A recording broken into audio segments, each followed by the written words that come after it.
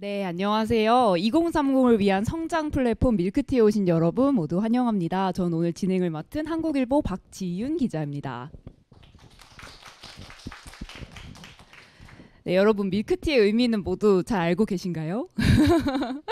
오늘 처음 뵙는 분들이 거의 대부분인 것 같은데 밀크티는요. 밀레니얼, 널리지 앤 트렌드의 합성어로 일명 2030의 지식, 내면, 커리어 등 다방면에서의 성장을 돕고자 만든 프로젝트입니다. 저희 11월 밀크티의 성장 키워드는요. 나와 커리어인데요.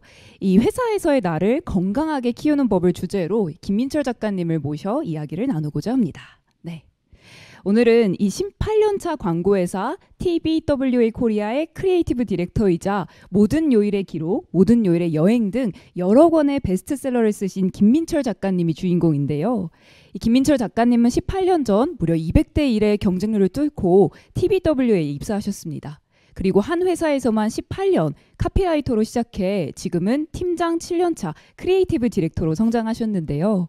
일과 결혼한 사람이 태반인 이 엄청난 업무 강도 속에서도 회사 밖에서는 작가로 활동하며 여러 권의 책을 써오셨습니다.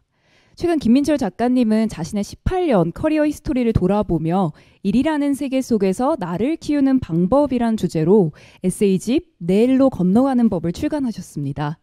이 책에서 작가님은 내 일의 주도권을 제대로 잡는 방법에 대해 또 함께일 때 더 강력해지는 팀워크를 가꾸어 나가는 방법에 대해 힘주어 말씀하고 계신데요.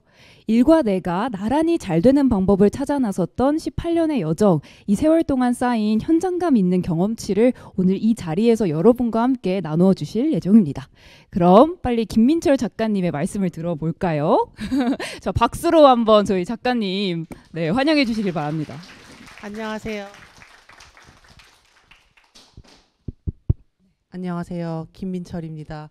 금요일 저녁에 어찌하여 여기 다 계신지 잘 모르겠지만 네, 오신 게 소리가 나가고 있는 거겠죠? 네, 오신 게 가까이 대고 네, 헛되지 않도록 제가 오늘 좀 잘 해보도록 노력하겠습니다. 네.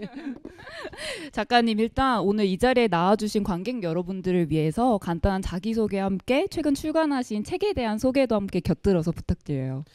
실은 앞에 너무 거창하게 저를 설명해 주셔가지고 약간 어떻게 해야 될지 잘 모르겠다라는 심정으로 앉아 있었는데요. 저는 18년째 지금 회사를 다니고 있는 사람인데 18년을 다녀야겠다고 마음을 먹지 않고 그냥 매일매일 다니다 보니까 어쩌다 보니 18년을 다니게 된 사람이고요. 어쩌다 보니까 또 글을 쓰는 일도 하고 있어서 언젠가는 회사 안에서 일하는 것에 대해서 써보고 싶다라는 바람을 2019년부터 가지고 있다가 계속 실패를 하다가 결국은 이번에 내 일로 건너가는 법이라는 책을 통해서 처음으로 여러분에게 일에 대해서 이야기를 한 사람입니다. 네. 내일로 건너가는 법은 어떤 책인가요?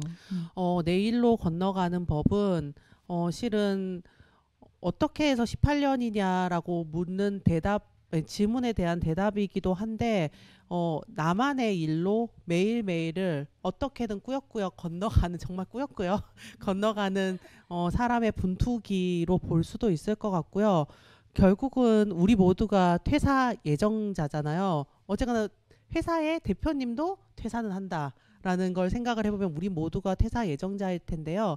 결국은 우리 모두 나만의 일, 그것이 돈이 되건 되지 않건 나만의 일로 무사히 건너갈 수 있어야 된다라는 두 가지 더블 미닝을 가지고 이렇게 책 제목을 지어보았고 책 안의 내용도 대부분이 거기에 관련한 내용으로 봐주시면 될 것 같아요. 한 회사에서만 18년째라고 하면 이 퇴사나 이직이라는 단어가 이 홍수처럼 넘치는 시대에 정말 유독 희귀하게 보이는 커리어인 것 같기도 해요. 특히 이 카피라이터의 경우에는 프리랜서로 독립하는 경우도 굉장히 많잖아요. 그래서 동료분들이 하나둘 회사를 떠날 때 불안하신 적은 없으셨는지 또 이직을 제안받으셨을 때 고민했던 적은 없으셨는지 역시 궁금합니다. 저 역시 이직 제안을 받거나 혹은 광고계는 밖에 나가면 잘 되는 경우가 되게 많아요. 워낙 아이디어를 내고 카피를 쓰고 그다음에 뭔가를 만드는 것을 전문으로 하는 사람이다 보니까 그 능력은 밖에 나갔을 때 더 대접을 받고 특히 돈이 되기 마련입니다. 그래서 저한테도 그런 제안이 온 적이 많았고요. 저 역시 정말 그래야 할까라고 생각한 적이 많아요. 근데 저는 밖에다가 기준을 두지 않고요. 그러니까 저 사람들도 잘 나간대. 저기 나가면 얼마를 벌 수 있대. 그런 말이 아니라 나는 거기 그 일에 적합한 사람인가를 먼저 따져보려고 했던 것 같아요. 그러니까 여러분의 일들이 아마 다 그럴 텐데 한 가지 차원으로 이루어진 일은 없잖아요. 카피라이터라는 일도 마찬가지예요. 어, 대부분의 사람들이 아이디어를 내고 카피를 쓰는 일이 카피라이터의 일이라고 생각을 하지만 그 일은 전체 카피라이터 일에서 한 30%, 40%밖에 차지하지 않아요. 대부분은 뭐 녹음실에 나가고 일을 진행하고 누군가를 미팅을 하고 회의를 하고 이런 일들로 더 많이 이루어져 있는데요. 냉정하게 말해서 저는 카피를 잘 쓰는 사람이 아니었어요. 그러니까 잘 쓰지 않으면 안 되고 아이디어를 잘 내지 않으면 안 돼서 진짜 울면서 하는 사람이었지 그게 즐겁고 이거 너무 나의 천직이야 이건 아니었어요. 그냥 일이니까 잘하려고 했던 거고요. 그리고 카피 못 쓰는 카피라이터가 될 수는 없잖아요. 그러니까 열심히 했던 건데 제가 그다지 노력하지 않아도 잘할 수 있는 일들은 따로 있었어요. 여러분들도 아마 그럴 거예요. 자세히 살펴보면 이를테면 저는 회의가 끝나고 나서 회의를 정리하는 것 회의 시간 안에 목소리를 내서 이 회의에 물꼬를 트는 것 이런 거를 되게 잘했어요. 그리고 그 정리된 거를 다른 팀과에 전달을 한다거나 PT를 한다거나 혹은 이렇게 사람들 앞에서 이야기하는 것 이것도 저한테는 떨리는 일이 전혀 아니었거든요. 그냥 하면 되는 일이었어요. 근데 이 능력은 회사 밖이 아니라 회사 안에서 있을 때 빛이 나는 능력인 거잖아요. 그러면 밖에 나갔을 때 아무리 잘 나간다 한들 누군가는 이직을 해서 무언가를 이루었다라고 한들 그거는 저의 별이 될 수 없다고 생각을 했어요. 그래서 저는 회사 안에 있기를 택했던 것 같고 그러다 보니 18년이 되어버렸습니다. 네. 그 카피라이터로 일하셨던 게 한 11년 정도시고 그쵸. 그리고 팀장이 되신 지는 이제 한 8년째쯤이시죠. 맞아요. 이게 팀장의 일을 이직이라고 표현을 하셨어요. 맞아요. 그렇게 표현하셨던 이유가 무엇일까요? 어, 저는 실은 제가 보통 팀장의 제안을 받으면 팀장이 할 때가 다가오면 모두 다 내가 저걸 잘 할 수 있을까라는 생각을 하게 되잖아요. 그리고 대부분의 사람들은 될 수 있는 한 피하고 싶다. 좀 나 그냥 실무하고 싶다. 나 이거 괜찮은데 잘하는데 라는 생각을 하게 마련이고요. 저 역시 그런 생각을 했던 사람이었어요. 근데 팀장이 되고 났더니 카피를 쓰지 않아도 되는 거예요. 아이디어를 내지 않아도 되는 거예요. 팀원들이 그런 걸 너무 잘해와요. 그러면 그 중에 보면서 좋은 것들 그리고 가능성 있는 것들을 뽑아내서 정리를 하고 두 개를 합치고 이런 것들을 잘하면 좋은 팀장이라는 거예요. 저는 정리를 하고 그다음에 책임감이 또 그냥 타고난 책임감이 유난해요. 근데 팀장의 일은 또 책임지는 일이긴 하잖아요. 저는 팀장이 아닐 때도 그렇게 책임을 졌는데 이제는 내가 잘하는 것만 해도 좋은 팀장이라는 좋은 회사원이라는 소리를 들으니까 내가 그 오랜 시간 동안 11년 동안을 버티면서 있었더니 마침내 내가 좋아하는 일로 이직을 할 수 있게 되었구나라는 생각이 들더라고요.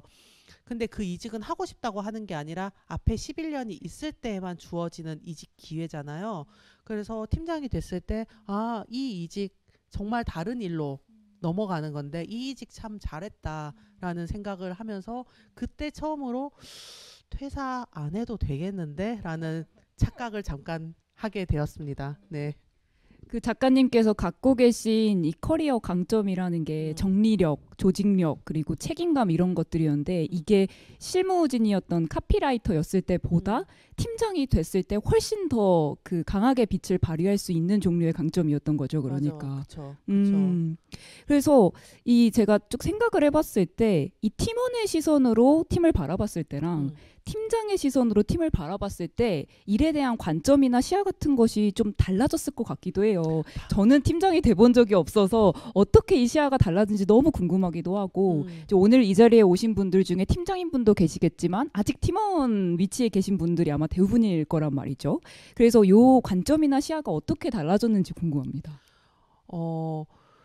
왜 옛날에 선생님들이 보면 야 누가 줬는지 누가 딴짓 하는지 다 보여라고 말을 하잖아요. 그게 팀장이 되면 그렇습니다. 그게 무슨 말이냐면 보고 싶지 않아도 보여요. 그리고 알고 싶지 않아도 들어오는 정보가 너무 많아요. 그러니까 팀원일 때는 이거 이런 일 왜 해야 돼? 진짜 이러면 끝나고 그 팀장 욕하고 그냥 꾸역꾸역 일하면 되는 거였는데 팀장이 되게 되면 이게 회사 안에서 이 일을 지금 하기 싫어도 왜 해야 되는지, 그리고 이게 어떤 돈으로는 의미가 없을지 몰라도 회사적으로는 어떤 의미가 있는지, 그리고 왜 해야만 하는 것인지에 대한 정보부터 시작을 해서 여러 가지가 너무 많이 들어와요. 근데 저는 팀장이 되고 나면 또 그거를 나름 소화해서 팀원들을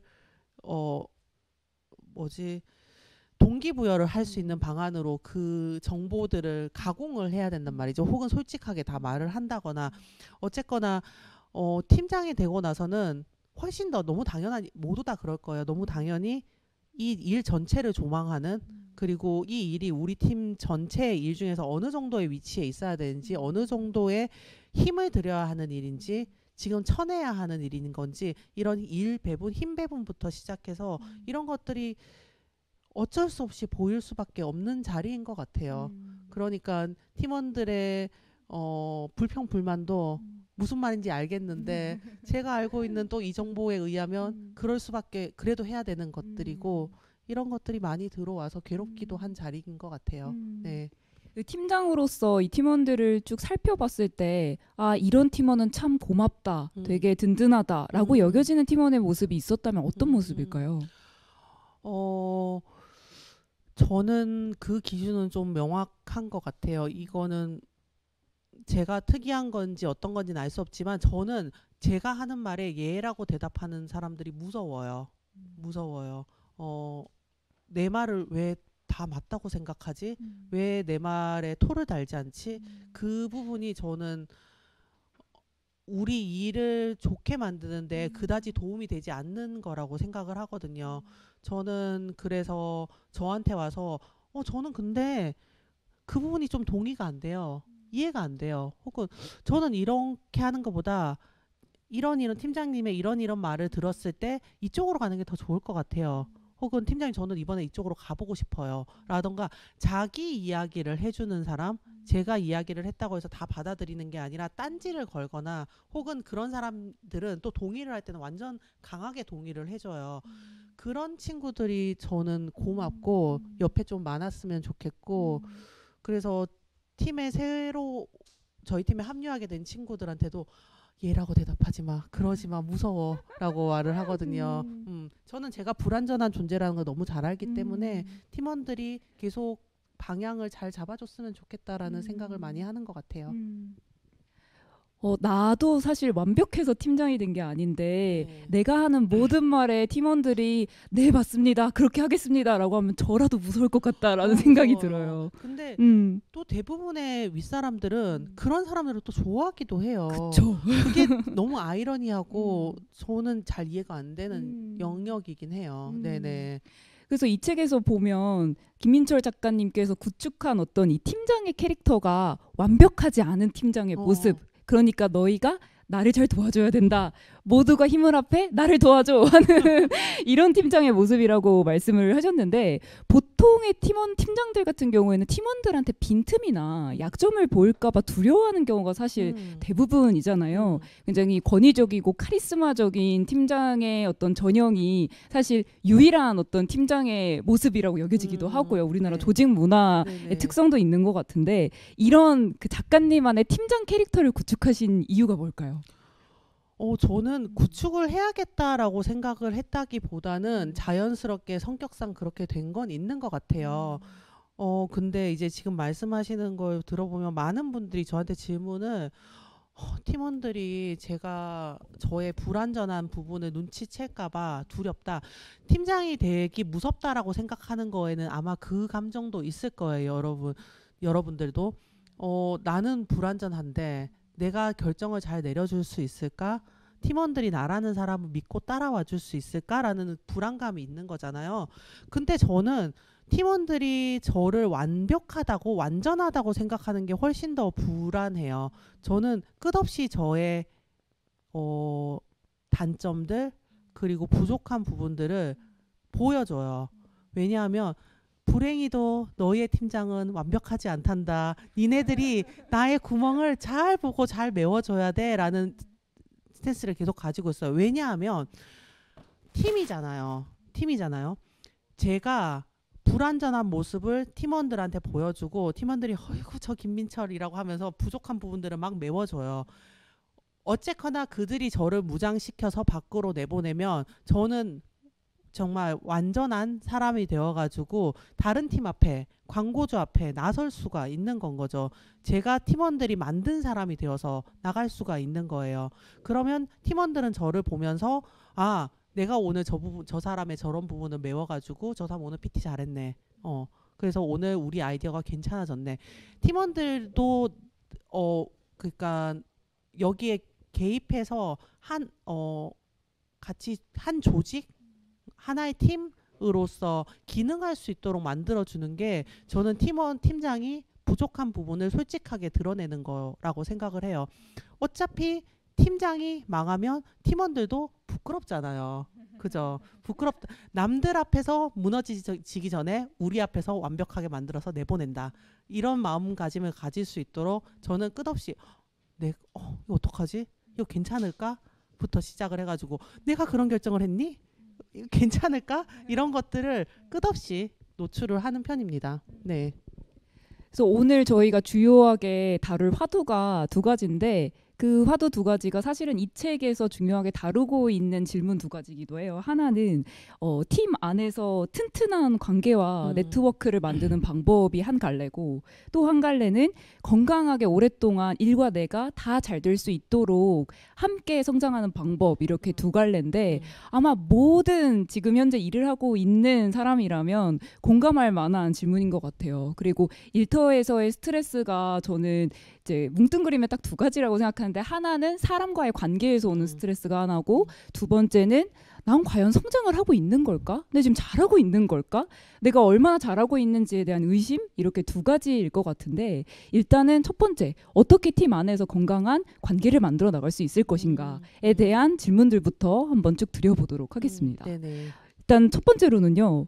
이 책에서 작가님이 우리 팀은 오후 6시 퇴근의 원칙을 아주 고집스럽게 추구한다라고 말씀을 하셨어요. 보통 광고업계 종사하시는 분들 만나면 야근 많으시죠?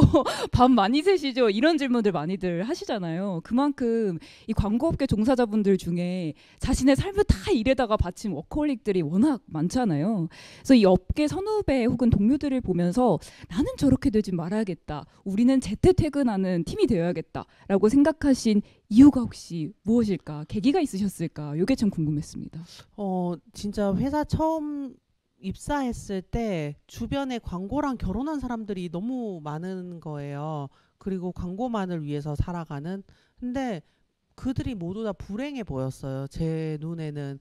그리고 저렇게 광고만 한다고 해서 광고는 잘할 수 있는 게 아닐 텐데 먼저 내가 잘 살아야지 좋은 광고를 만들 수 있지 않을까라는 생각을 했던 것 같아요. 근데 정말 다행인 것은 그때 제가 만난 팀장님이 박웅현 작가님이었고 그분은 6시가 되면 땡 하고 퇴근을 하는 분이셨어요.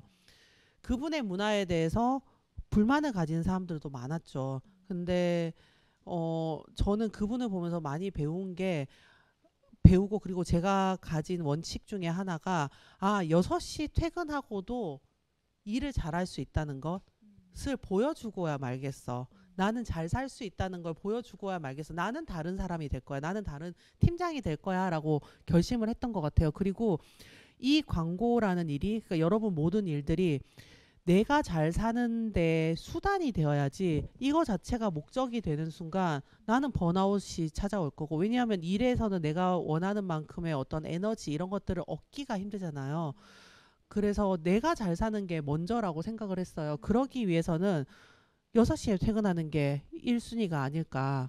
어, 집에 가서 게임을 하든 술을 마시든 뭐 어디 가서 놀든 그거는 모르겠고 6시라는 원칙을 정말 마지노선을 딱 정해놓고 모든 일들을 그 안에 효율적으로 끝내겠다고 모두 다 같이 다짐을 하는 거죠. 팀 문화를 만들어가는 거죠. 그러면 아무리 급한 일이 있어도 그 사이에 정말 밀도 높게 다 해결하고 헤어지려고 노력을 해요. 근데 그 말은 일이 있는데도 6시에 퇴근한다는 건 아니에요. 그거는 정말 무책임한 거고 그리고 6시에 퇴근해야 되니까 대충 한다는 것도 아니에요. 그거는 정말 무능력한 거고 제가 이렇게 책에 적었었는데 무책임과 무능력이 없이 6시에 퇴근하겠다라는 결심을 하는 것은 이 일의 주도권을 내가 가져가겠다. 내 삶을 내 것으로 만들겠다라는 어떤 다짐, 선언과도 같은 거라고 생각을 해요. 그래서 일과 나 사이에 건강한 거리를 가져가기 위해서 저는 6시 퇴근은 1순위가 아닌가 생각합니다. 네, 그래도 야근해요. 야근하는 일들이 있어요. 근데 그 야근은 내가 결정해서 내가 필요하다고 판단이 되어서 그렇게 하는 야근이니까 그것에 대해서 힘들긴 하지만 진짜 이렇게 살아서 뭐하나 같은 그런 느낌은 좀 덜 가질 수 있죠. 내일이니까. 네. 이게 확실히 다른 것 같아요. 그러니까 내 앞에 사수가 퇴근 안 해가지고 눈치 보면서 꾸역꾸역 노트북 앞에 앉아서 뭐 하는 척하면서 하는 야근, 그러니까 정말 관성적으로 하는 야근과 오늘 우리 팀이 꼭 맞춰야 하는 일이 있는데 아직 끝나지 않았기 때문에 우린 다 같이 야근한다. 이게 똑같이 야근을 하는 상황이라 하더라도 기본적으로 이 상황에 대해 가지고 있는 태도나 이 주도권의 정도가 다르기 때문에 확실히 임하는 마음이 다를 것 같다는 생각도 들거든요. 맞아요. 말씀 듣고 보니. 맞아요. 그래서 저 막 팀 사람들한테 6시에 가면 오늘 안 될까? 그러면 애들이 오늘은 안 될 것 같은데요. 팀원들이. 네, 그래. 그럼 최대한 빨리 하고 가자라고 말을 한다거나 빨리 들어가. 야, 왜 남아 있어? 저 이것만 하고 가면 돼요. 먼저 가세요. 그래. 나는 먼저 갈게. 라고 하고. 네. 그게 다 그들이 주도권을 가지고 있는 거예요. 각자가 주도권을 가지고 있기 때문에 그런 풍경이 가능한 것 같아요. 이 책에서도 되게 인상적이었던 키워드가 방어선이라는 키워드였거든요. 그러니까 매일매일의 방어선을 지킬 때 이제 내 삶의 주도권도 지킬 수 있고 일의 주도권도 지킬 수 있다. 그래서 사실 다시 말하면 6시 퇴근의 원칙이 일에게 내 삶의 주도권을 빼앗기지 않기 위해서 지키는 원칙이기도 하지만 그쵸. 내 일을 제대로 고삐를 쥐기 위해서 내 일의 고삐를 제대로 쥐기 위해서 만든 원칙이기도 하다라고 말씀하셨는데 사실 한국에서 야근 문화가 되게 특이하잖아요. 그쵸. 그 엉덩이 오래 붙이고 있는 사람이 곧 일을 잘하는 사람이다. 일종의 고통 올림픽 같다라는 생각도 전 들어요. 그래서 막 내가 더 고통받았다를 좀 전시하는 문화라고 해야 할까? 그래서 그게 자기의 유능함을 드러내는 맞아요. 방식으로 또 맞아요. 기능을 하기도 해요. 맞아요. 네. 그래서 이렇게 뭔가 이 서로 고통 올림픽을 하면서 야근의 릴레이를 이어가는 팀과 이제 6시 퇴근 원칙을 지키면서 매일매일 그 선을 지키면서 일하는 팀의 일하는 방식이 이제 구체적으로 어떻게 다른지 많은 분들이 또 궁금해하실 것 같거든요. 저희 팀은 보면 기본적으로 대화가 참 많아요. 그러니까 각자 앉아가지고 자기 일만 막 하기보다는 저 여기까지 했어요. 이거 지금 넘겨드릴게요. 부터 시작을 해가지고 오늘 이거 몇 시까지 해야 되니까 저는 가만히 있어도 자기들끼리 나는 그럼 이쪽 걸 정리할 테니까 너는 이쪽 걸 정리하고 우리 몇 시쯤 같이 볼까라고 이야기를 한다거나 기본적으로 다들 6시에 퇴근하고 김민철이 6시면 사라진다는 걸 알기 때문에 그 전에 컨펌 받을 수 있는 거 해야 되는 것들을 다 역산해가지고 스케줄 안에 꾸역꾸역 다 밀어 넣습니다. 그래서 그때까지 정말 미치도록 일을 해요. 정말 열심히 일을 하기 때문에 한 번은 저희 팀원 중에 한 명이 이러더라고요. 팀장님 진짜 요즘 죽을 것 같아요. 너무 일이 많아가지고 너무 죽을 것 같다는 거예요. 그래서 그치 나도 너무 죽을 것 같아 막 그랬더니 그 친구가 친구에게 나 우리 요즘 너무 일이 많아가지고 진짜 못 살겠다라고 이야기했더니 그럼 야근 많이 하겠네 라고 하길래 야근은 안 해. 그러면 주말에 출근해? 아니 주말 출근은 안 해. 라고 했더니 뭐야? 라고 하면서 욕을 했다 그러더라고요. 그러니까 집에 가서 뻗을지언정 6시에 퇴근하겠다는 일념 하에서 일을 하려면 서로가 어떤 일을 하고 있는지를 끊임없이 체크를 하고 각자 주도권을 가지고 막 달리다가 또 만나서 정리할 수 있는 것들을 빠리빠리 정리하고 다시 또 디테일을 올리기 위해서 헤어지고, 이렇게 해서 일이 카톡창 바로 옆에 앉아있지만 카톡창을 계속 열어놓고 저희는 일을 하는데, 카톡창에서도 정말 대화가 끊이지 않고 정보가 계속 파일 공유가 끊이지 않고 계속 서로 일을 같이 해나갑니다. 한마디로 소통이 잘 되는 팀이란 말씀이시네요. 네, 진짜 소통은 잘 되는 것 같아요. 네. 그러니까 계속 보고를 미루다가 결정적인 문제가 나중에 발생해서 그걸 수습하느라 이제 더 시간이 오래 걸리게 되는 이런 경우들을 사실 일하다 보면 되게 많잖아요. 그런 경우가 거의 없고, 없죠. 그리고 관성적으로 하는 야근은 아예 없고, 없죠. 그리고 무엇보다 여기서 가장 중요했던 키워드가 주도권인데, 모든 팀원들이 다 주도권을 가지고 일을 할 때 이제 불필요하게 낭비되는 시간이 없어진다라는 말씀이신데요. 팀원들 한 명 한 명이 다 자기 주도권을 갖고 일하게 되는 상황이 사실 우리가 생각했을 때 너무나 이상적인 상황인데, 그렇게 만드는 게 쉽지 않은 일일 것 같다는 생각도 들어요. 그래서 팀장으로서 팀원들이 스스로 주도권을 가질 수 있게끔 어떻게 독려를 하시는지, 어떻게 이 좌표를 찍어주시는지도 궁금해요.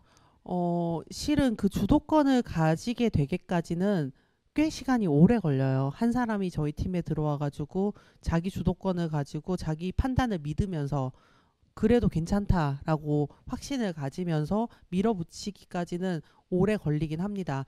근데 이제 제가 쓰는 방법 중에 하나는, 그거 당연히 그래야 된다고 생각을 하는 것 중에 하나는, 팀장님 저희 이거 언제까지 하면 될까요? 언제 같이 보면 될까요? 뭐 이런 이야기를 할 때 너네들이 판단해서 나한테 알려줘. 언제 하면 좋을지 너네들이 한번 짜보고 나한테 알려주면 내가 거기에 맞출게 라고 한다거나, 혹은 한 사람이 주도권을 가지고 달려나가다가 안 되는 경우가 있잖아요. 당연히 안 되죠. 팀장은 그럴 때 수습하라고 있는 존재예요. 그러라고 회사에서 돈도 조금 더 주는 거고. 그래서 그 친구가 주도권을 가지고 막 자기 판단으로 했는데 뭔가 일이 어그러졌을 때, 잘 되지 않았을 때, 다른 팀에서 거기에 대해서 컴플레인을 했을 때, 팀원이 가지고 그 문제를 저한테 가지고 왔을 때 절대 그 사람을 비난하거나 혹은 그 사람한테 탓을 한다거나 이거 왜 이렇게 했니? 라고 말하지 않아요. 우선 그 일만 봐야 돼요. 일을 보면서 이렇게 네가 판단해서 이렇게 했구나. 알았어. 내가 전화해가지고 이걸 이렇게 수습해볼게. 라고 하면 제가 수습하는 모습을 보면서 그 친구는 내가 이런 부분에 대해서 오판을 했구나. 잘못했구나. 알 거예요. 평범한 사람이라면 알 거라고 저는 믿어요. 그래서 그 정도 상식을 믿으면서 저는 그 사람한테 블레임을 하지 않고 주도권을 가지고 달려가. 그 다음은 내가 어떻게든 수습을 할게. 같은 그런 느낌을 주려고 노력을 합니다. 네. 일단 해봐. 책임은 내가 질게. 약간 너무 멋있는데요. 근데 사실 주도권은 줘봐야 제대로 쥐는 방법을 스스로 알 수 있는 것 같아요. 맞아요. 그래서 이게 팀원들이 주도권을 점점 가져가다 보니까 내일을 뺏어가, 여러분 내일을 뺏어가렴 이라고 말을 하는데, 그렇게 주도권들을 자꾸 가져가다 보니까 그 주도권을 가져가는 양 자체가 더 커지는 거예요, 점점. 근데 그게 점점 커지는 사람들이 많으면 많을수록 새로운 사람들도, 새로 들어온 사람도 이 팀은 이 정도까지는 가져가도 되는구나. 나도 저만큼은 해보고 싶다라는 분위기가 자연스럽게 만들어지더라고요. 그러면서 팀원들이 제가 뭐라고 시키지 않아도 회의가 끝나면, 아니면 뭐 어떤 미팅이 끝나면 카톡창에 바로 그 미팅 했던 내용들 바로 정리해가지고 바로 올리고, 그럼 누군가는 그거를 다른 PD님, 다른 팀에게 바로 전달을 하고, 그러니까 로스 없이 효율적으로 일하려고 다들 네가 해라는 말을 하지 않아도 하는 것 같아요. 네. 여기서 되게 중요한 게 비난하거나 탓하지 않는다라는 말씀인데, 이게 한마디로 말하면 안전하다. 모두가 이 안전함을 느끼고 있는 상황을 팀장으로서 만들어주시는 거잖아요. 그렇죠. 이 안전함이랑 감각이 저는 한국의 조직 문화에서 가장 결여된 감각이라고 생각해요. 정말 그렇다고 생각합니다. 음. 저도. 그러니까 뭐 어떤 말을 하건 간에 뭐 내가 이 말을 했을 때 업무에 대해 잘 파악하지 못하고 있다고 여기진 않을까? 혹은 나중에 혼나진 않을까? 나중에 책임지라고 하지 않을까? 이런 생각들 때문에 사실 뭐 회의할 때도 자기 의견을 자연스럽게 내기가 쉽지 않기도 하잖아요. 근데 이 책에서 작가님께서 아무 말이나 해도 되는 어떤 회의 문화의 중요성에 대해서도 굉장히 자세하게 말씀을 해주셨어요. 근데 모두가 뭔가 부끄러움을 극복하고 평가당하고 있다라는 인식을 깨고 이렇게 자유롭게 말할 수 있는 분위기를 만드는 게 또 쉽지 않은 일이지 않습니까? 그쵸. 그래서 작가님께서는 이런 분위기를 조성하기 위해서 특별히 노력하신 게 어떤 게 있을까요? 안전하다는 감각을 팀원들이 처음에는 공유하지 못했기 때문에 제가 처음 팀장이 되었을 때 팀원들도 다른 회의와 마찬가지로 그렇게 입을 열지 않았어요. 그러니까 각자 준비해온 내용만 이야기를 하고 너네들은 어떻게 생각해? 라고 했을 때 그냥 다들 우물쭈물하고 있었어요. 아마도 우리 모두가 교육받은 방식이 그랬던 것처럼 정답을 말해야 된다. 그리고 높은 확률로 그 정답은 팀장 마음 한가운데 있죠. 그러니까 팀장 마음인 거예요. 그거를 맞추는 것이 그 사람의 능력인 것처럼 생각이 되기 때문에 아마도 입을 열기가 쉽지 않았을 거예요.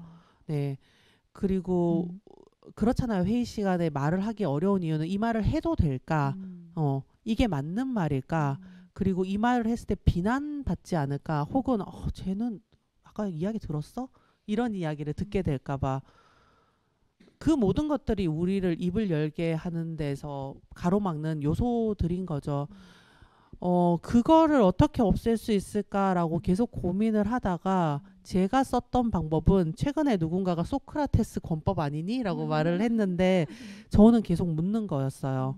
그러니까 이를테면 회의 시간에 아이디어가 뭐 수십 개가 있어요. 회의 자리에. 그러면 좀 카리스마가 우리가 생각하는 카리스마가 있는 그런 결정을 잘하는 팀장이 같으면 나 이거 괜찮은 것 같고 이거 괜찮네. 이거 한번 발전시켜 봐봐. 이를테면 이런 거. 저는 그거는 그냥 그렇게까지 모여서 하지 않아도 되는 일이라고 생각해요. 그냥 그건 명령하면 되는 거지. 뭘 또 다 모여가지고 그 귀한 시간에 그저 그러고 앉아 있겠어요. 저는 어떻게 했냐면 나 듣다 보니까 A라는 아이디어가 되게 좋았던 것 같아. 너네는 어떻게 생각해? 그러면 저희도 뭐 괜찮았어요. 그래. 나는 A라는 아이디어를 듣다 보니까 여기에 C라는 아이디어를 합치면 이게 그 광고주가 말한 그 부분을 해결하는데 되게 좋을 것 같았어. 그런가? 라고 하면 애들이 네, 그런 거죠. 여기에 그러면 A의 이 카피에 이 그림을 합치는 게 나을까? 아니면 그러면 여기 아니면 E를 뭐 합쳐볼까? 뭐가 나을까? 나는 근데 이렇게 했을 때는 이게 걱정이 되고 이런 식으로 계속 말하는 거죠. 근데 그때 중요한 점은 제가 어쨌거나 계속 말을 하잖아요. 말을 하고 팀원들이 말을 했을 때 그러면 네 말은 B를 여기다 합치는 게 더 낫다는 거네. 그럼 B랑 A를 합치면 이렇게 되는 거야. 그러면 카피를 이렇게 하고 거기에 그림이 이게 나오는 거가 되는 건가? 그러면 그때 뭐 네가 말한 그거랑 비슷해지나? 뭐 이를테면 이렇게 계속 묻는 거죠. 묻고 대답하면 그걸 또 반영하고 그러면 여기 이것까지 같이 해보자는 거지. 카피를 이렇게 고쳐볼까? 그럼 내가 한번 카피 읽어볼게. 이거 뭐 괜찮아? 계속 묻는 거죠. 그리고 계속 반영을 하고 그리고 어떤 말을 하건 간에 그거를 다 받아들여줘야 된다는 건 아니에요. 그러면 괴물이 될 거예요. 아이디어는. 근데 나는 그거는 잘 모르겠고 라고 할 때 그 사람을 비난하는 게 아니라 그렇게 했을 때는 그 지난번에 브리프했었던 이 내용이 잘 안 맞는 것 같아. 그거보다는 이게 낫지 않을까? 라고 그 사람을 설득하려고 한다거나 계속해서 질문하는 화법을 던지면서 동참하도록 이게 우리 일이야. 우리가 이렇게 해서 발표하면 괜찮을까? 너네들은 어때? 너네들은 이렇게 했을 때 이게 만족스러워? 라고 해서 계속 들어올 자리를 마련을 해주는 거죠. 그렇게 하다 보니까 이제는 회의 시간에 말도 너무 많이 하고요. 회의가 끝나도 나갈 생각도 안 하고요. 얘들아 빨리 나가서 일을 해야 되지 않겠니? 하는데 수다 떨고 있는 경우도 많고 그러니까 이 자리가 편안해진 거죠. 그리고 아무 말을 해도 상관없다. 그리고 저 사람이 어떻게든 정리를 해준다. 저 사람은 정리를 잘한다. 라는 것에 대한 믿음을 계속해서 심어주면서 회의를 진행을 하면 자연스럽게 아, 이 팀 안에서 나는 안전하구나. 우리 팀장은 나의 한마디로 나를 판단하지 않구나. 너 어떻게 그런 말을 해라고 비난하지 않구나 라는 감각을 자연스럽게 익히게 되는 것 같아요. 네. 그러니까 계속 말을 걸면서 손을 이렇게 잡아 끌어가지고 우리라는 울타리로 계속 그쵸. 포섭을 하시는 거군요. 그렇죠. 우리 아이디어니까 이게 A라는 사람이 낸 아이디어라고 할지라도 회의실 안에 들어온 이상 이거는 이제 우리 아이디어예요. 그러니까 A라는 아이디어의 부족한 점에 대해서 말을 하는 것은 A라는 사람, 그 아이디어를 낸 사람에 대한 비난이 아니라 우리가 이 A라는 아이디어를 좋게 판단을 했기 때문에 얘를 완벽하게 만들려고 지금 애쓰고 있는 거야 라는 그 태도를 명확히 보여주는 거죠. 일관되게. 그러면 팀원들도 우리 아이디어를 좋게 만들기 위해서 다들 애쓸 수밖에 없는 것 같아요. 그러니까 A의 아이디어 위에 B의 관점이 붙고 또 C의 아이디어가 붙고 이런 식으로 하면서 그게 A 것, B의 것, C의 것 뭐 이제 가릴 수가 없는 우리 모두의 것이 되게 만드는 거 그쵸. 이제 그게 관건이겠네요. 그렇죠. 그래서 그걸 정리해서 카피라이터가 저한테 보내주면 카피라이터든 아트가 저한테 보내주면 제가 또 조금 정리 더 해가지고 다시 또 팀원들한테 넘기고 그럼 팀원들이 이거 더 추가되면 좋을 것 같아요. 이 부분이 그림을 빨리 만들어서 넣는 게 더 도움이 될 것 같아요. 각자 판단해서 각자 자리에서 할 수 있는 일들을 쫙 해서 그럼 순식간에 엄청난 덱이 탄생을 하는 거죠. 또 그러면 너무 뿌듯하죠. 너무 행복해요. 네. 근데 회의란 게 사실은 서로 피드백을 주고받다 보면 어쩔 수 없이 비판적인 이야기도 할 수밖에 없잖아요. 그쵸. 근데 보통 이 아이디어나 성과에 대한 지적을 자기 자신에 대한 지적으로 오해하는 경우들도 왕왕 발생을 해요. 사실 이런 경우가 더 많죠. 그래서 일에 감정이 섞이기 시작하면 사실 팀워크가 삐그덕거리게 되고 성과 저하로도 이어질 수 있을 것 같은데 이 회의에서 지적이나 비판을 할 때 서로의 감정을 다치지 않게 하기 위해서 특별히 유의하시는 점이 있다면 어떤 게 있을까요? 저는 제가 말을 하는 거에 있어서는 처음에는 어쩌면 저 사람이 나를 지금 비난을 한다거나 근데 네가 낸 아이디어 그거는 여기 안 맞을 것 같아 이렇게 말을 하면 그게 어떤 맥락에 있느냐에 따라 다르게 느끼겠지만 어떤 사람은 자기에 대한 비난으로 받아들일 수도 있을 것 같아요. 근데 그게 아니라는 것, 그러니까 그 회의가 끝나고 나서도 그날 그 사람이 못했더라도 그 사람한테 다시 똑같은 일을 맡기고 계속해서 나는 너가 우리 팀원이고 너의 역할을 해줘야 돼라는 태도를 보여주는 것이 일관되게 보여주는 것이 사람들에게 좀 안정감을 줄 수 있지 않을까라는 생각을 합니다. 제가 되게 자주라기보다는 한 사람 한 사람을 불러가지고 따로 이야기를 하게 될 때 하는 말이 오늘은 네가 잘할 수 있지만 실은 내일은 다른 사람이 잘할 수 있는 거고 그리고 또 네가 너무 못할 때 또 다른 사람이 그거를 보충해 주기도 하고 그러라고 팀이 있는 거야. 그리고 서로 각자가 다 다른 식의 이 그래프를 그리고 있을 때 그거를 일정하게 맞추라고 팀장이 있는 건 거고 그래서 너무 스스로를 비난하지 말고 아이디어를 못 가지고 온 것에 대해서 오늘 내가 잘 못한 거에 대해서 실은 많은 사람들이 밑에 사람들한테 제대로 가르쳐 줘야 된다고 생각을 하고 비난이나 혹은 가르침을 줘야 된다고 생각하지만 다들 어른이잖아요. 말하지 않아도 자기가 제일 먼저 알아요. 자기가 오늘 못했다는 거, 자기가 오늘 실수했다는 거 굳이 지적해 주지 않아도 된다고 저는 생각하거든요.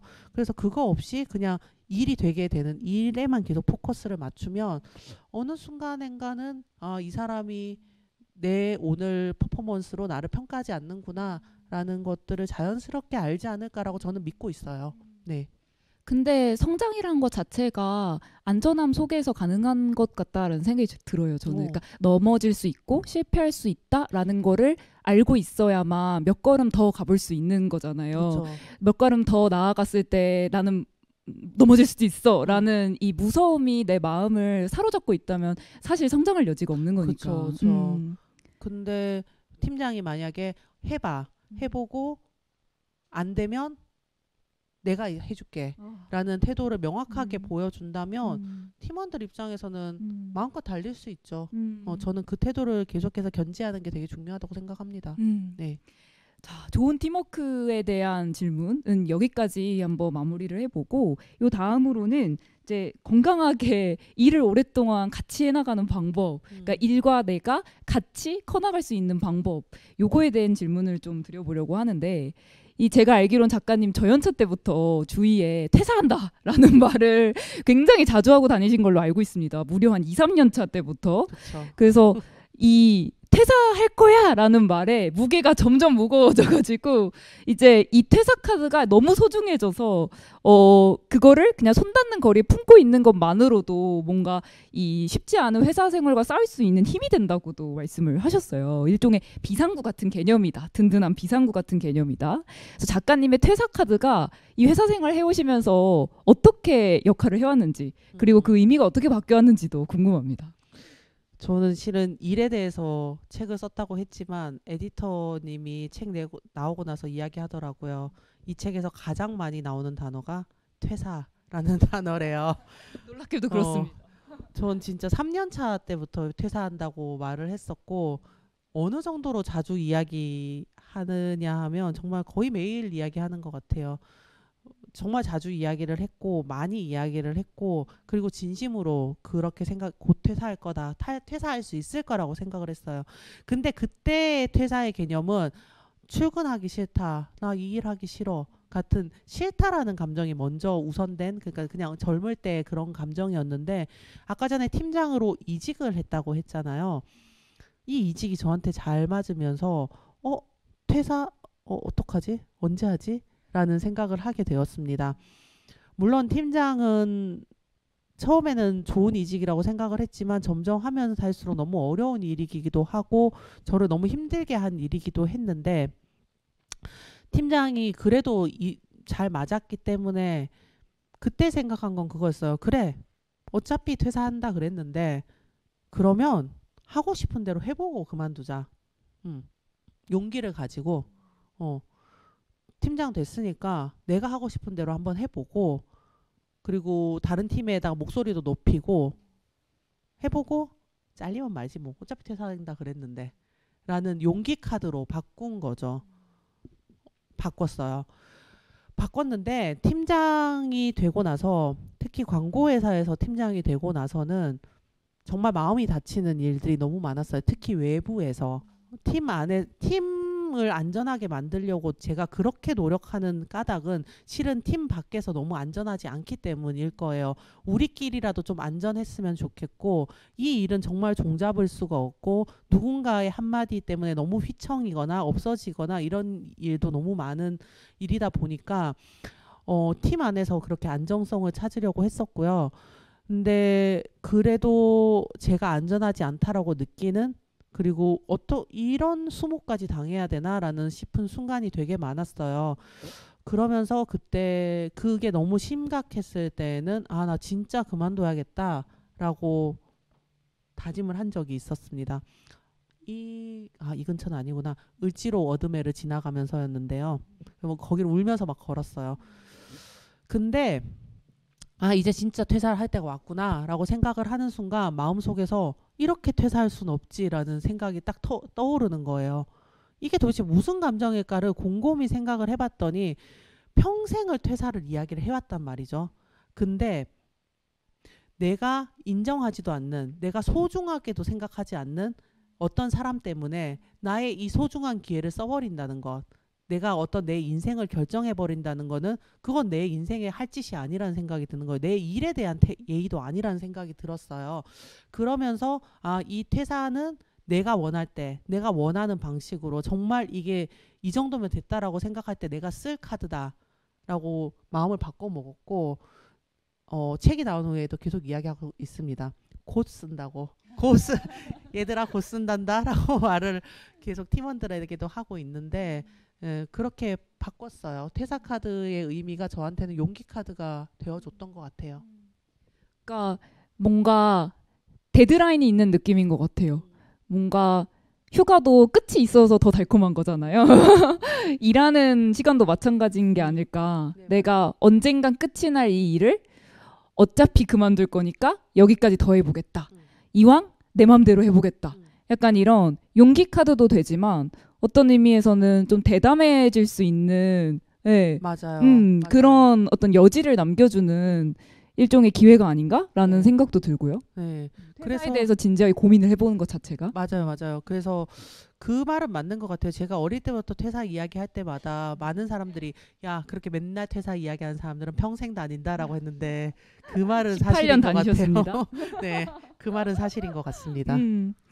근데 사실은 일을 하면서 마음을 다치는 경우에 대해서 방금 말씀을 해주셨는데 이 시간이나 노력뿐만 아니라 이 팀워크랑 마음까지 다 탈탈 털어서 쏟아부었던 어떤 일이 좋은 성과를 내지 못하거나 혹은 제대로 풀리지 않았을 때 혹은 결국에 실패로 돌아갔을 때 이 허망함이나 실패감 이런 걸로 인해서 무너져서 다시 못 일어나는 경우도 전 주변에서 되게 많이 봤어요. 그래서 사실 작가님께서 하시는 일이 어쨌든 이 광고를 만드시는 일인데 이거를 광고주에게 제안을 했을 때 채택이 되지 않는 경우들도 굉장히 많잖아요. 그래서 이럴 때 실패는 무조건 아플 수밖에 없는데 이 아픔을 어떻게 다루시는지도 좀 궁금했어요.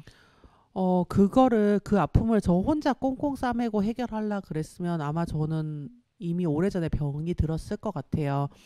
근데 저는 팀이 저의 가장 큰 아군이니까 물론 너무 괴로운 밤을 보내죠. 보내고 그 다음날 회사 가가지고 팀원들한테 실은 저는 솔직하게 털어놓는 방법을 택합니다. 그러니까 실은 어제 무슨 일이 있었냐 하면 내가 어제 어떤 연락을 받았냐 하면 어제 미팅에서 내가 어떤 말을 들었냐 하면 이라고 하면서 그 모든 것들 그리고 그 아픈 말들 그리고 우리가 직면해야 되는 이 실패에 대해서 낱낱이 이야기를 하는 편입니다.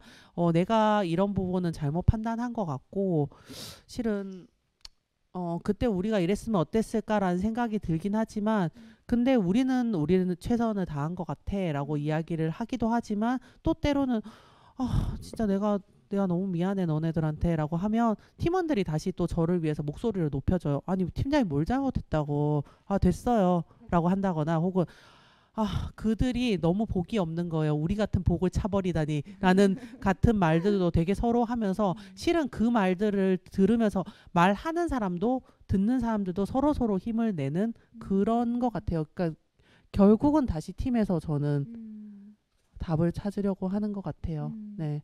그러니까 좋은 관계를 만들어 놓으면 어쨌든 실패로 인한 타격 자체도 크지 않을 수 있다라는 말씀인 그쵸. 것 같아요. 커요. 그래서 크긴 하지만 크게 받아들이지 않기 위해서 이것이 우리의 능력에 대한 평가 성적표로 받아들이지 않기 위해서 많이 애를 쓰는 것 같아요. 네. 그러니까 팀원들한테도 뭔가 아이디어에 대한 지적을 했을 때 그게 너에 대한 지적이 아니야라고 하듯이 우리 팀의 결과물에 있어서도 이 결과물이 채택되지 않았다고 해서 그것이 우리의 무능을 말하는 것은 아니야라고 모두가 함께 그 그쵸. 이야기를 하는 거군요. 그렇죠. 네. 우리는 무능하지 않다. 너무 중요합니다. 네. 그리고 하나 또 궁금했던 게 이 독자분들이 보내주셨던 질문 중에 거의 대부분이 번아웃, 슬럼프, 매너리즘 이런 것들에 대한 이야기들이었어요. 누구나 한 번쯤은 다 겪고 오랫동안 겪다가 그게 이제 일종의 디포트 값이 되어버린 분들도 적지 않은 것으로 알고 있는데 저 역시도 최근에 번아웃을 아주 심하게 겪기도 했고요. 이 환경은 그대로인데 내가 나 스스로를 어떻게 모티베이션을 해야 되나. 그러니까 지금 성장이 둔화됐다라고 느껴지는 이 시점에서 어떻게 스스로에게 동기부여를 해야 되나 고민이 되시는 분들이 참 많은 것 같다라는 생각이 들었는데 작가님은 그럴 때 어떻게 하셨는지 궁금합니다.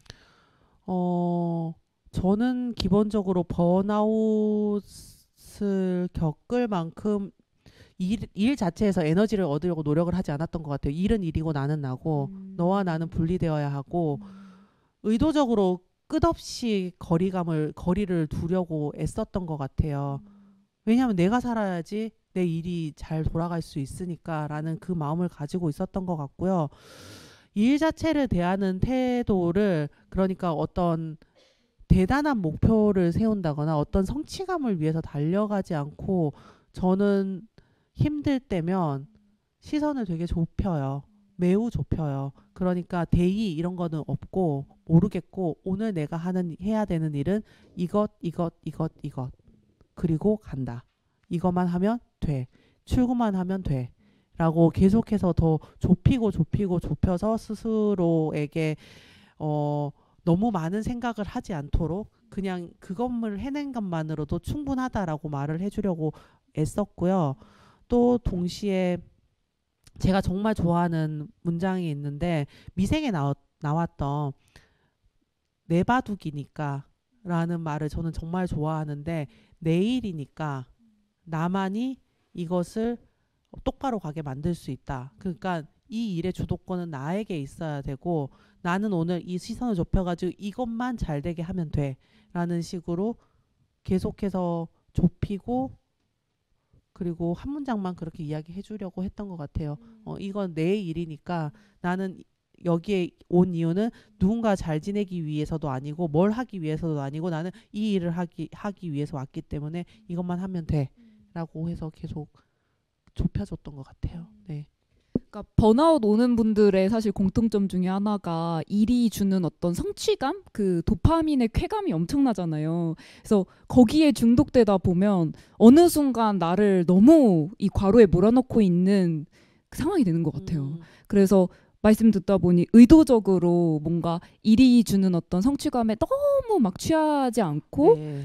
그런 만큼 또 일이 주는 실패에도 너무 크게 실망하지 않고 일종의 좀 균형 감각을 맞추려는 네네. 시도로도 느껴집니다. 맞아요. 제가 잘하는 것 중에 하나는 그건 것 같아요. 어떤 성취감을 이룬 어떤 일이 있을 때 그래서 기분이 어떠세요? 라고 물으면 그냥 그게 잘 돼서 다행이에요 정도고 이것은 나의 것이 그러니까 이게 내가 아니다라고 생각을 하는 거죠. 그거는 우리 팀의 어떤 성과고 내가 잘한 일이고 너무 자랑스러워할 만한 일이지만 그것과 인간 김민철은 별개의 문제다라고 좀 생각을 하는 것 같아요. 잘 돼서 다행이고 너무 좋지만 이것이 나라는 사람을 규정하는 어떤 요소가 될 수 없다? 라고 저는 철저하게 좀 분리를 하는 편인 것 같아요. 그래서 그 성과에 도취되지 않아요. 기본적으로. 그런 것과는 좀 거리가 먼 유형의 인간인 것 같아요. 네. 막 10만 부가 나갔는데 어떠세요? 나갔나 봐요. 같은 이런 느낌? 그냥 잘 됐네요. 같은 남의 그 성과는 나의 것이 아닌 것처럼 좀 거리감을 계속 두는 것 같아요. 네. 또 팀원들한테 딴짓을 많이 권유하신다고 들었어요. 작가님 본인도 이제 회사 생활을 하시면서 작가로도 오랫동안 활동을 해오셨잖아요. 이렇게 회사 밖에서의 자신을 만들어 나가는 시간이 이제 회사 안에서의 나와 서로 등을 기대면서 좀 서로 의지할 수 있는 관계가 된다라는 말씀을 해주셨던 게 굉장히 인상적이었는데 이 딴짓으로 환기하는 이 모든 과정들이 작가님의 직장 생활에 어떤 활기를 불어 넣어줬는지도 궁금합니다. 저는 실은 여러분들은 자신이 어떤 류의 사람인지를 알아채는 게 되게 중요한데 저는 옛날부터 알고 있었어요. 저는 딴짓을 하면 거기서 에너지가 되게 많이 충족이 되어가지고 그걸로 일상생활을 잘 영위할 수 있는 사람, 학교 다닐 때도 뭔가 동아리 활동을 하면 그게 신이 나서 공부도 더 잘 되는 그런 류의 사람이라는 거를 알고 있었어요. 그래서 팀원들한테도 계속해서 딴짓을 권하고 야 빨리 인스타그램 계정을 열어봐봐 그림을 그려봐봐 야 글을 써 너 누구를 만날래 뭐 이런 식으로 하는 타입이기도 하고 그리고 스스로도 계속해서 딴짓을 합니다. 근데 이게 단순히 매일매일을 잘 살아나가기 위한 어떤 에너지를 얻기 위한 원동력이 되기도 하지만 다시 생각을 해보면 우리가 언젠가는 퇴사를 할 수밖에 없잖아요. 그러면 회사 안에 있을 때 최대한 딴짓을 하면서 나의 스페셜리티가 어디에 있는지를 계속해서 타진해 보는 것이 중요하다고 생각을 합니다. 머릿속으로는 우리는 100만 유튜버일 수도 있고 그리고 정말 호젓한 내가 마음에 드는 카페를 연 주인장이 될 수도 있지만 알고 보면 나는 커피에 되게 취약한 사람일 수도 있고 조금 커피를 배워보면 그렇게 관심이 없다라는 걸 느낄 수도 있어요. 저는 제가 손으로 뭘 만드는 걸 되게 좋아해가지고 도자기를 한 8년 거의 10년 정도 했었는데 그거를 하면서 깨달은 거는 이 일은 나의 평생 직장이 될 수가 없겠구나. 나는 이 일을 더 잘하고 싶어 하지 않는구나라는 거를 8년이 지났을 때 깨달았거든요. 근데 어쨌거나 그 딴짓을 하는 동안 저의 일상은 또 엄청난 에너지를 얻었으니까요. 근데 회사 안에 있을 때만큼 딴짓하기 좋을 때가 없어요. 딴짓을 하다가 실패를 해도 회사 다음날 출근하면 됩니다. 네. 그러니까 최대한 나를 멀리 뻗어보는 것. 그거가 그리고 그게 나의 미래 준비이기도 하고 일종의 연금 준비하는 것처럼 나의 일을 준비하는 것이기도 하기 때문에 딴짓 여러분 하셔야 합니다. 안전한 곳에 있을 때 많이 해보셔야 됩니다. 저는 그렇게 생각해요. 그게 지금의 나를 지탱하는 힘이기도 하지만 또 퇴사 이후의 삶을 상상할 수 있는 약간 뿌리 깊게 박혀 있는 일종의 상상력인 것 같다라는 생각도 들어요. 맞아요. 그래서 뿌리가 있어야 이게 흔들리지 않고 나중에 쓰러지지 않을 수 있으니까. 그렇죠. 그래서 네, 이렇게 저렇게 하다 보면 점점 그 깊은 풍성한 뿌리를 가진 자기를 발견할 수 있지 않을까라는 생각을 해봅니다. 네. 자, 아쉽게도 저희 이제 시간이 거의 다 돼가지고 이제 바로 독자 질문으로 넘어가 보도록 할 건데요. 지금부터는 여러분께서 남겨주신 이 질문들 중에 김민철 작가님께서 직접 골라주신 3개의 질문들에 먼저 답해드리는 시간을 가질 겁니다. 일단 첫 번째 질문 제가 읽어봐 드릴게요. 네. 네, 회사 생활에서 마음에 맞지 않는 직장 동료와는 어떻게 지내야 할까요? 네, 다들 하시는 고민이군요. 맞아요. 그 정말 많은 분들이 직장 동료와의 관계에 대해서 질문을 주셨고요. 실은 저는 여기에 능한 사람은 아니에요. 저는 인간관계에 매우 취약한 사람이고 그런데 제가 어떻게 18년 동안 계속 일을 할 수 있었느냐를 되돌아보면 저는 이 사람들과 일을 하기 위해서 만난 관계다라는 거를 저한테 주지를 시켜주려고 해요. 그러니까 기분이 나쁠 수 있죠. 그리고 저 사람이 싫을 수 있죠. 근데 싫어하는 감정을 가진다는 것 자체가 그 사람한테 마음이 있다는 거거든요. 그 마음을 허용한다는 것 자체도 싫어요. 저는 그냥 일하려고 만났고 일이 되게 하면 되고 나는 너가 너무 싫지만 이 일을 하는데 네가 필요하기 때문에 나는 너를 만날 거고 미팅을 할 거고 너한테 이걸 요구할 거고 저는 일만 봅니다. 네, 그렇게까지 다 잘 지낼 필요는 없다고 생각합니다. 네, 그렇게 네 선을 긋는 게 중요하군요. 선을 그러니까 너무 사람 사이에도 사람 사이에도 너는 일로 만난 사이하고 선 긋고 그리고 6시 이후에도 선 딱 긋고 난 그쵸. 이제부터 자유야. 맞아요. 팀원들과도 너무 잘 지낸 것처럼 보이지만 실은 6시까지의 관계입니다. 여러분 안녕 이라고 말하고 6시 되면 늘 가버리거든요.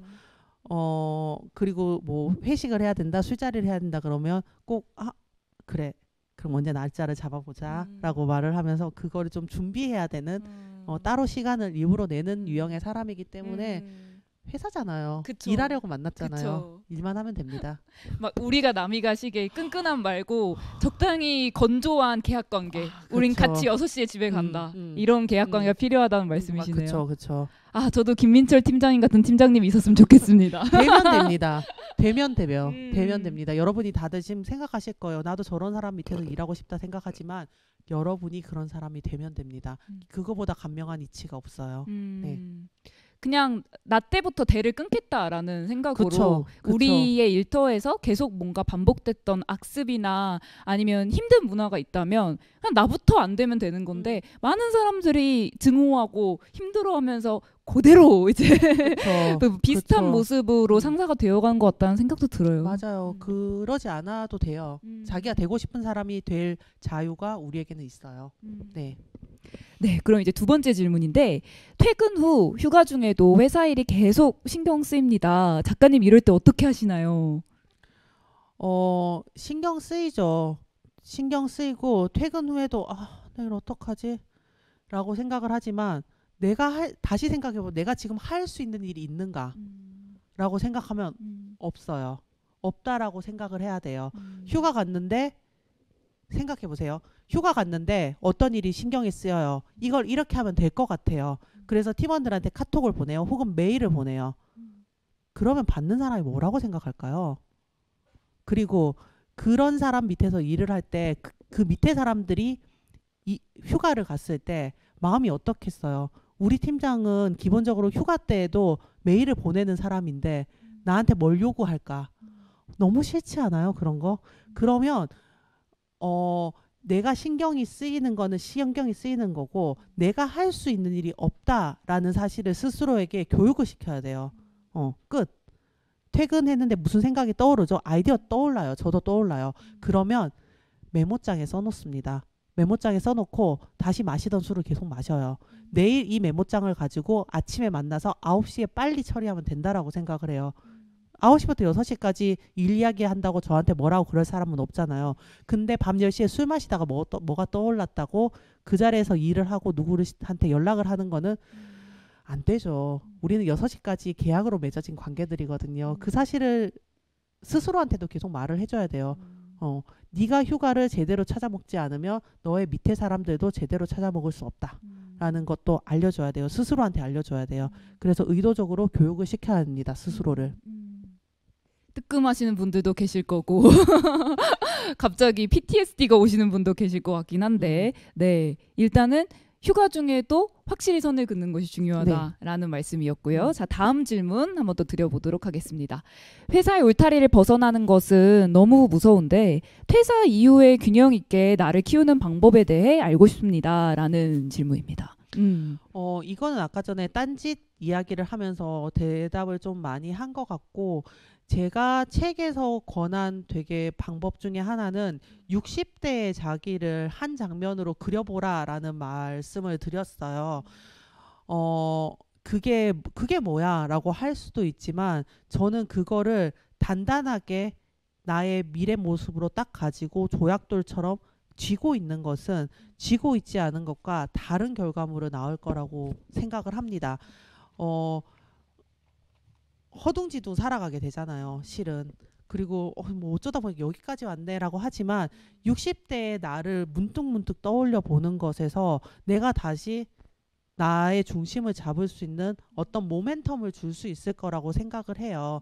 그래서 최대한 딴짓을 많이 해보고 이것저것 도전을 해보고 그리고 생각만 하지 말고 해보고 그리고 자신의 어떤 60대의 모습을 단단한 조약돌로 쥐고 그 그림을 잊지 않는 것 그것만으로도 회사 이후의 삶은 좀 덜 무섭지 않을까라고 저는 생각을 하고 있습니다.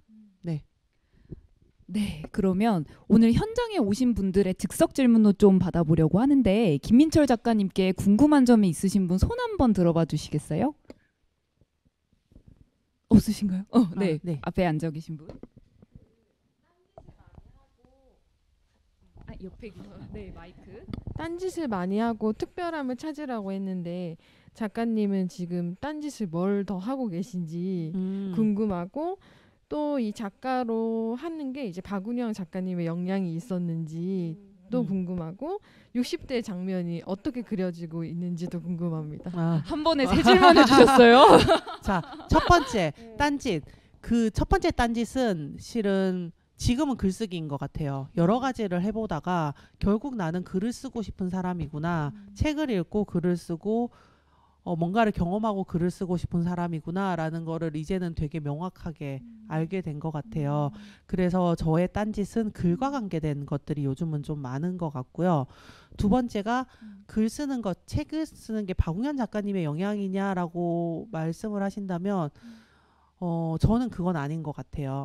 물론 책을 같이 읽고 되게 좋은 책 친구고 그렇긴 하지만 제가 글을 쓰고 싶다라고 생각한 거는 되게 오래된 일이고 그리고 누가 봐주건 봐주지 않건 10년 넘게 글을 쓰고 있다가 책을 그것들을 모아가지고 모든 요일의 기록이라는 책을 내게 됐으니까요. 물론 우리 회의나 할까라는 처음 책은 박웅현 작가님 때문에 낸 게 맞죠. 그분이 네가 한번 써볼래? 라고 해서 제가 바로 네? 라고 하고 썼던 글이었거든요. 그렇긴 하지만 그 다음에 에세이 작가로서의 김민철은 실은 제가 스스로 뭔가 해낸 되게 소중한 저의 직함이라고 저는 생각을 하고 있어요. 물론 영향이 없었다라고 말을 할 수는 없겠죠. 세상에 그런 일은 없으니까요. 근데 이 작가가 되고 싶은 거는 그분과는 다른 영역의 일이었던 것 같아요. 그리고 마지막이 60대 60대. 이후에 60대 이후는 빠르게 설명하자면 저는 30살 정도 때부터 이 꿈을 되게 명확하게 가지고 있는데 우선 큰 창이 있어야 하고요. 큰 창 앞에는 나무가 있어야 합니다. 와. 그리고 그쪽 거기에 커다란 테이블이 있어야 되고요. 테이블은 이미 사놨어요. 25살 때 이미 사놨어요. 그걸 지금 계속 쓰고 있는 저 테이블이고 그 테이블을 목수분한테 부탁해서 만들었는데 그거 위에 거기에서 글을 쓰고 있는 것. 그것이 저의 꿈입니다. 네. 큰 창의 작가군요. 나무. 그러니까. 네, 큰 창의 나무를 어디서 구할 수 있을까? 과제입니다. 네. 네. 또 질문 있으실까요? 네. 네. 마지막으로 하나만 더 받아보겠습니다.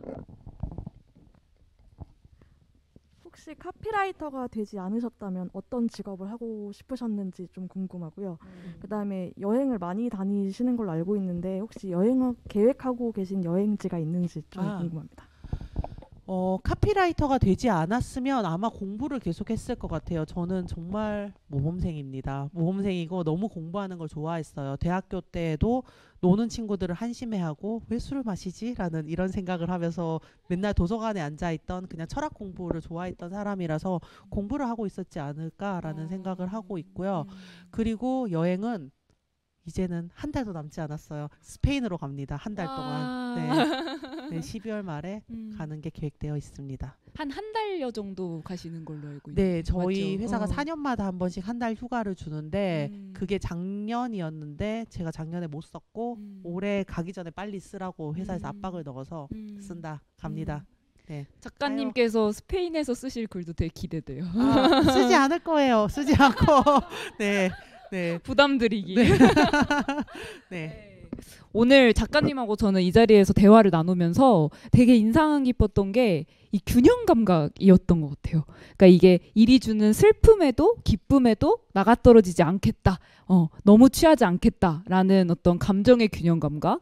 또 일의 삶을 빼앗기지 않으면서도 그 주도권은 내가 확실하게 쥐겠다라는 일터의 균형 감각. 그리고 마지막으로 어떤 의견을든 털어놓을 수 있는 안전한 상대인 동시에 또 결정적인 순간에 날카롭게 결정할 수 있는 팀장이 되겠다는 어떤 리더의 균형 감각까지 오늘 우리가 이 토크 내용을 한마디로 요약을 하자면 선은직 기자와 균형 감각을 가지자 요 정도가 되지 않을까라는 생각이 들었고요. 정말 정리 잘하시네요. 감사합니다.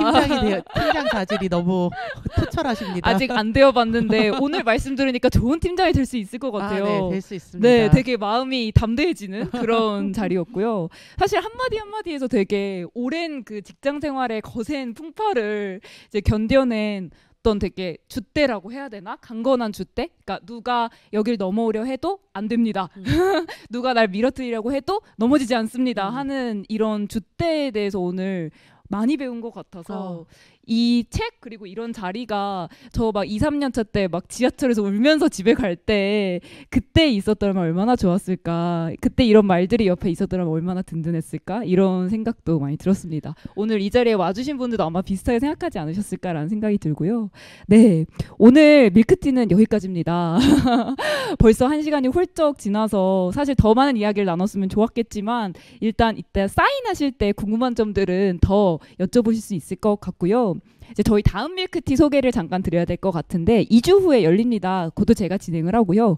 12월 10일 토요일에 이지영 공간 크리에이터이자 새 삶의 대표님이 오실 예정인데 여러분 TVN 신박한 정리 혹시 보셨나요? 이제 거기에 나오셔서 좀 유명해지신 분이에요. 그래서 공간 정리 그리고 인테리어로 의뢰인들한테 거의 새 삶을 선물해 주신 분인데 저희가 2022년을 마무리하는 달이잖아요. 12월은. 그래서 이제 내 공간 그리고 내 내면 상태를 확실하게 정리하고 새해로 나아가기 위해서 어떻게 하면 좋을지에 대해서 대표님 모시고 이야기를 나눠볼 예정입니다.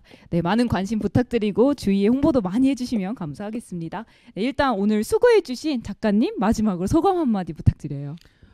실은 일에 대해서 이야기하기에 1시간은 너무 짧은 것 같아요. 그죠?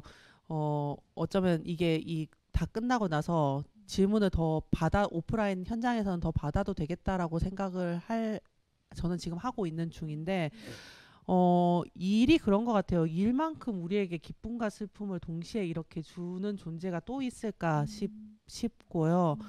간단하지 않은 것 같아요. 일에 대한 마음은 모두 다. 저 역시 그렇고 너무 싫고 너무 좋고 그래서 또 너무 싫고 이게 왔다 갔다 하잖아요.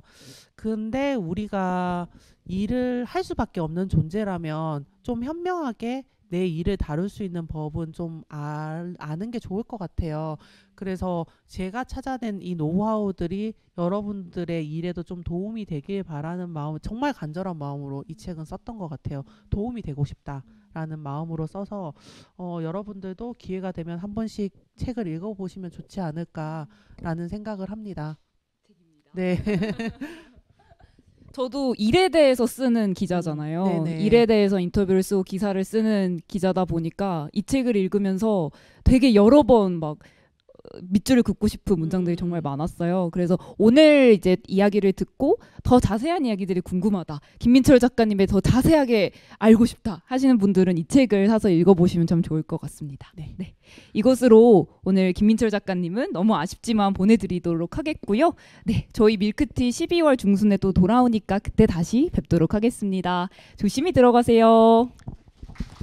감사합니다.